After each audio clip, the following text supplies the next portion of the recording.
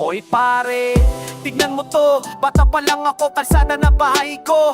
Walang pera, walang pagkain sa mesa, kaya naging kriminal. Putangin na nesa, mga pulis na korap, sila pa kumuha, mga bata sa lansangan. Walang pamilya, snatcher, whole day, perpusher sa kanto. Ganyan ang buhay namin dito sa ghetto.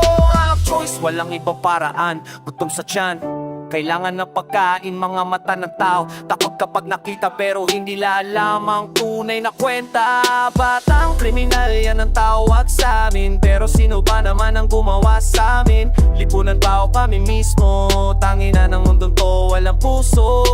Batang kriminal, batang kriminal, hindi namin kasalanan na ganito kami ngayon.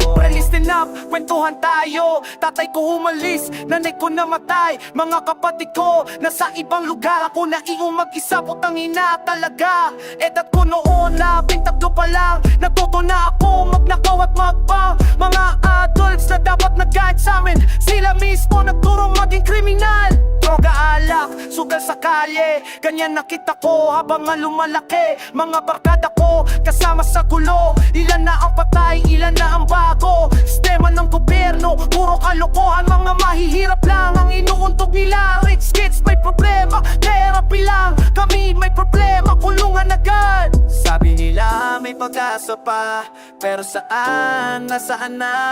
Mga pangako, puro salita, wala na mangyayari sa todo.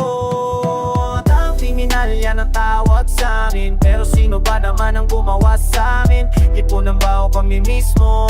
Tangina ng mundong to, walang puso.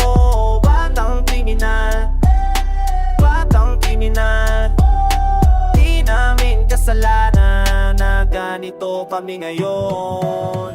Mga bata sa lansangan, walang kinabukasan. Sino ang may pananagutan?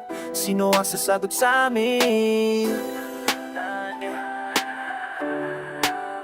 Pero hindi ibig sabihin susuko na kami. May responsibilidad din kami sarili. Kahit mahirap, kailangan lumaban, hindi sa pamamagitan ng kasamaan. Kailangan nating baguhin ang sistema. Mga batang tulad namin may pangarap pa. Hindi lang kriminal ang identity namin, may utak, may puso, may kakayahan din. Mga kaibigan kong namatay sa gulo, sila ang dahilan bakit gusto kong umanglo. Hindi para sa sarili, para sa mga susunod na mga batang hindi magiging tulad ko. Responsibility natin lahat to, hindi lang ng gobyerno, ng mga politiko, mga tao sa lipunan, mga magulang. Lahat tayo may parte sa pagbabago.